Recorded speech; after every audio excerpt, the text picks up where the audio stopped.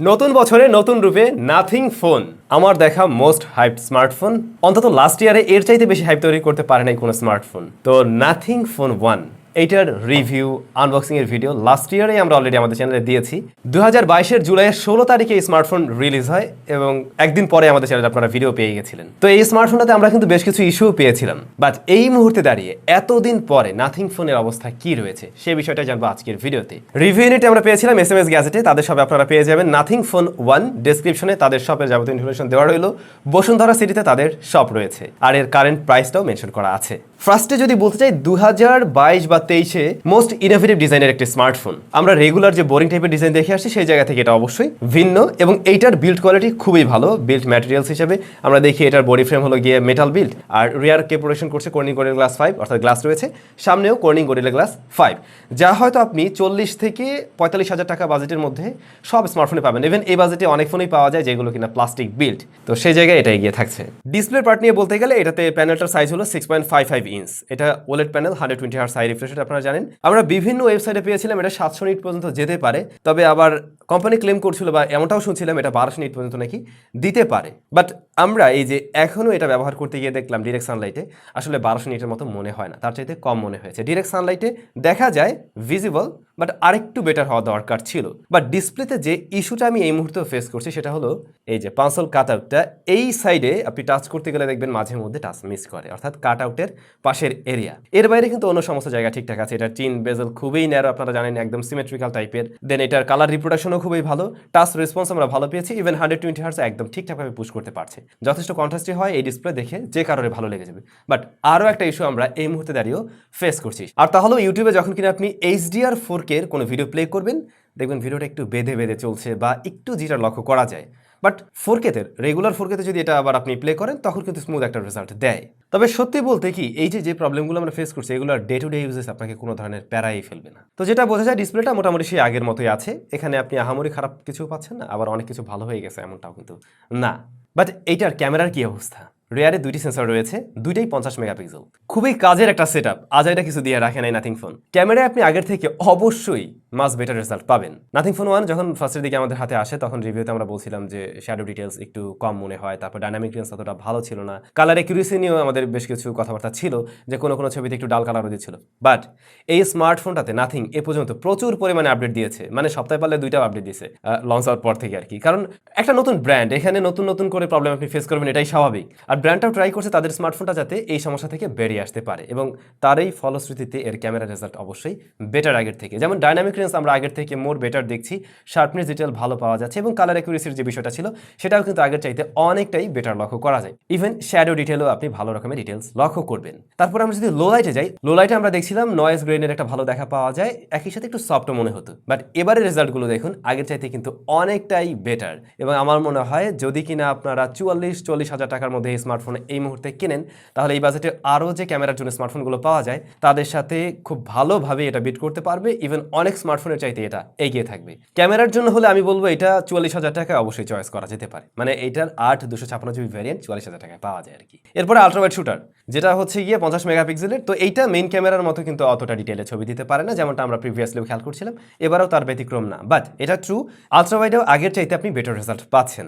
Even এখানেও লো লাইটে আমরা আগের চাইতে বেটার রেজাল্ট পেয়েছি, শার্পনেস ডিটেল ইভেন ডাইনামিক রেঞ্জে। বড় একটা ইস্যু ছিল আগে পোর্ট্রেট মোডে আমরা দেখতাম ব্যাকগ্রাউন্ড ব্লার হচ্ছে তো হচ্ছে না, মানে কোনো কোনো ছবিতে ব্লার হইতো কোনোটাই হইতো না। ইভেন আমি এমনটাও পাইছিলাম ছবি তুলতে গিয়ে হঠাৎ করে দেখতাম যে এটা নীল হয়ে গেছে বা সবুজ কালারের ছবি দিচ্ছে। তো এবারে কিন্তু প্রত্যেকটা পোর্ট্রেটই ব্যাকগ্রাউন্ড ঠিকঠাকভাবে ব্লার করতে পারছে, ইভেন এজ ডিটেকশন আগের চাইতে বেটার।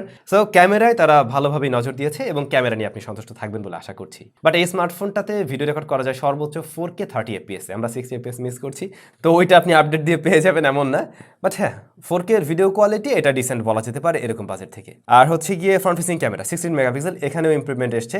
এখানে আপনারা ডাইনামিক রেঞ্জ বেটার দেখবেন, স্কিন টোনটা মনে হল আগের চাইতে মোর ন্যাচারাল লাগছে এবং ডিটেলের পরিমাণে আমরা একটু বেটার দেখছি, ইভেন লো লাইটেও। সো ক্যামেরা নিয়ে আমি হ্যাপি, আগের তুলনায় বেশ ভালো। পারফরমেন্স সেকশনে এই স্মার্টফোনটাতে আমরা পেয়েছিলাম কোয়ালকম স্ন্যাপড্রাগন 778G প্লাস, আর এটার র্যাম ভ্যারিয়েন্ট পাওয়া যায় 8 এবং 12, সেই সাথে 128GB 256GB হলো storage type UFS 3.1। Last July মাসে যখন এই স্মার্টফোনটা আসে তখন আমরা দেখছিলাম অ্যান্ড্রয়েড 12 দিয়ে আসছে এবং কোম্পানি বলছিল এটা নিউ ইয়ারে অর্থাৎ 2023-এ এসে অ্যান্ড্রয়েড 13 আপডেট পাওয়া যাবে। তো আমাদের এই ডিভাইসটাতে কিন্তু আমরা অ্যান্ড্রয়েড 13 এর আপডেট এখনো পাইনি, অ্যান্ড্রয়েড 12 রয়েছে, আর নাথিং ওয়েস 1.1.7 রয়েছে আর কি। বাট হ্যাঁ, আপনারা অবশ্যই অ্যান্ড্রয়েড 13 এর আপডেট এখানে পেয়ে যাবেন। তো এই স্মার্টফোনটা আমি একটু আগে যেটা বলছিলাম, লঞ্চ হওয়ার পর থেকে এটাতে প্রচুর পরিমাণে আপডেট দিয়েছে কোম্পানি, কারণ একটা করে ইস্যু বের হয়েছিল আর একটা করে আপডেট দেওয়া হচ্ছিল, এবং মোটামুটি এখন কিন্তু একটা বেশ স্টেবল পজিশনে আছে। ডে টু ডে ইউজেসের জন্য এই স্মার্টফোনটা বেশ দারুণ হবে, অর্থাৎ আপনার মনেই হবে না যে আপনি এরকম বাজেটের একটা ফোন কিনে হয়তো পারফরমেন্স কমতি পাচ্ছেন বা অ্যাট এ টাইম মাল্টিটাস্কিং কাজ করতে গিয়ে আপনি কোনো প্যারা খাচ্ছেন, এরকম মোটেই মনে হবে না। অ্যাপ ওপেন ক্লোজ টাইম কিন্তু যথেষ্ট ফাস্ট ছিল, সেই সাথে ইউআইটা খুবই ক্লিন থাকাতে বেশ ফ্লুয়েন্ট একটা এক্সপিরিয়েন্স পাওয়া যায়, আর 120 হার্টজ রিফ্রেশ রেটের ডিসপ্লে যে কোনো কাজগুলো করতে গিয়ে সে ব্যাপারটা নোটিসেবল ছিল। এই স্মার্টফোনের প্রথম রিভিউয়ের সময় আমরা দেখছিলাম গেমিং পারফরমেন্সও মোটামুটি বেশ ভালোই, অর্থাৎ ডিসেন্ট একটা পারফরমেন্স করে। মানে হয় কি 40, 45, 50 হাজার দিয়ে যখন একটা ফোন কিনবেন তখন কিন্তু আপনি আরো বেটার প্রসেসর পান। কোয়ালকম স্ন্যাপড্রাগন 778G আপনার কেনার দরকার হয় না। মূলত এই স্মার্টফোনে নাথিং মোটামুটি প্রিমিয়াম কিছু দেওয়ার ট্রাই করছে, ইভেন ফ্ল্যাগশিপ লেভেলের অনেকটা কাছাকাছি চলে গেছে বলা যায়, বাট এটার প্রসেসরটা একটু ছোট। আবার এটাও ট্রু, আপনি যখন কিনা 45,000 টাকা দিয়ে একটা স্মার্টফোন কিনে মোটামুটি হাই মিড রেঞ্জের একটা ফিল পেতে চাবেন, সেটা আবার এই স্মার্টফোন কিন্তু ঠিকঠাকভাবেই পুশ করতে পারে, ওইখানে কোনো প্রবলেম ফেস করতে হয় না। বাট হ্যাঁ, এই বাজেটের থেকে যারা গেমিং ডিভাইস নিতে চান তাদের জন্য এটা পারফেক্ট কিছু হচ্ছে না, যদিও এটা দিয়ে মোটামুটি ভালো একটা গেম প্লে পাওয়া যায়, যেমন আমরা পাবজির ক্ষেত্রে এইচডি এর আলট্রাতে প্লে করতে পারছিলাম, কিন্তু এটা বাই ডিফল্ট রিকমেন্ড করে হচ্ছে গিয়ে এইচডি হাই ফ্রেম রেট। আবার দেখছিলাম এইচডি হাই ফ্রেম রেটে এর থেকে স্মুথ রেজাল্ট পাওয়া যায়, তখন ফ্রেম ড্রপও করে না বা লাইকের দেখা পাওয়া যায় না। এছাড়া ফোনটা খুব বেশি গরম হয় না, হ্যাঁ হালকা হিট জেনারেট করে, যেহেতু গ্লাস আবার এটা মেটাল ফ্রেম, হাতে আপনি এটা ফিল পাবেন, কিন্তু সেটা কোনো থার্মাল থ্রোটলিং এর মতো ইস্যুতে নেবে না। এরপরে স্মার্টফোনের ব্যাটারি ছিল 4500 mAh এর এবং 33 ওয়াটের ওয়্যার চার্জিং সিস্টেম সাপোর্ট করবে, এছাড়াও 15 ওয়াট হচ্ছে গিয়ে ওয়্যারলেস চার্জিং সিস্টেম সাপোর্ট করবে, যে বিষয়টাও হয়তো আপনি মনে হয় না 45 বা 44 হাজার টাকার স্মার্টফোনে খুব একটা পাওয়া যায় না। তো এটাকে ফুল চার্জ করতে সময় লেগে যায় আমাদের 1 ঘন্টা 20 মিনিটের মতো। আমরা প্রথম যেটা পাইছিলাম ওটা 1 ঘন্টা 25 মিনিট লাগছিল, এটা 5 মিনিট কম লাগছে, আর ব্যাকআপ একদিন এই ফোনটা ইজিলি চালানো যায়। এটার থেকে আমরা মোটামুটি 6 ঘন্টার মতো এসওডি পেয়েছি, মিডিয়াম থেকে একটু বেশি ব্রাইটনেস আর কি। নাথিং ফোনে স্পিকার রয়েছে 2টা, স্টেরিও সাউন্ড পাবেন এবং এটার সাউন্ড কোয়ালিটিও অবশ্যই ভালো, এছাড়া এয়ারপিসের সাউন্ড ভালো, এটার নেটওয়ার্ক রিসিপশন আমরা ভালো পেয়েছি, ইভেন ওয়াইফাই আবার ডাটা কানেকশনও। ফিঙ্গারপ্রিন্টটা আগের মতো একদমই সুপার ফাস্ট আছে, এটা নিয়ে কিছু আর বলার নেই। সো হ্যাঁ, এই ছিল স্মার্টফোনটি। কোন জায়গায় ইমপ্রুভমেন্ট আসছে সেটা নিশ্চয়ই বুঝতে পারছেন। এই ফোনটার সবচাইতে মানে পিছনে পড়ে থাকার মেইন রিজনটা হলো এটা ওভার প্রাইসে এসেছিল। ইভেন বাংলাদেশে তো অনেক দামে লঞ্চ হয়, আনঅফিশিয়ালভাবে আমরা যেটা পাই সেটার দামও মোটামুটি ভালোই, বাট যে ইস্যুগুলো ছিল অ্যাটলিস্ট সেই ইস্যু অনেকটাই ফিক্স হয়ে গেছে, সেই জায়গা থেকে একটা ভালো বিষয়। আর 44K বাংলাদেশে যেহেতু এই টাইম মধ্যে 44,000 টাকায় পাওয়া যায়, সে জায়গা থেকে যদি আপনি আরও অনেক স্মার্টফোনের সাথে কম্পেয়ার করতে চান যেগুলো মার্কেটে কম্পিটিটর রয়েছে, তাদের তুলনায় কিন্তু এটা বেশ কিছু জায়গায় এগিয়ে থাকবে। যেমন ক্যামেরাটা বেশ ভালো একটা রেজাল্ট দিচ্ছে, তারপর এইটাতে কিছু প্রিমিয়াম ফিচার পাবেন, যেমন ওয়্যারলেস চার্জিং সিস্টেম, তারপরে এইটার বোথ সাইডে গ্লাস এবং Corning gorilla glass 5, body frame metal, তারপরে যে ডিজাইন ইউনিক, এই যে লাইট টাইটের ব্যাপার নিয়ে আজকে আর কিছু বললাম না, এরকম বিষয়গুলোই ওই ধরনের স্মার্টফোন থেকে অবশ্যই এটাকে আলাদা করে তুলবে। সো চাইলে অবশ্যই এটাকে চয়েস করা যেতে পারে। তারপরেও এইটার প্রাইসটা যদি কিনা 40K এর মধ্যে পাওয়া যেত তাহলে কিন্তু দুর্দান্ত একটা প্যাকেজ হয়ে যেত, তখন সবাই স্বাচ্ছন্দ্যে এটাকে চয়েস করতে পারতো নিশ্চয়ই। তো ভাই ব্রাদার, কেমন লাগলো আপনাদের কাছে নাথিং ফোন 1 এই মুহূর্তে দাঁড়িয়ে অবশ্যই কমেন্ট করে জানাবেন। সবাই ভালো থাকবেন, আপনাদের সাথে দেখা হচ্ছে স্যামজনের নতুন কোনো ভিডিওতে। টাটা।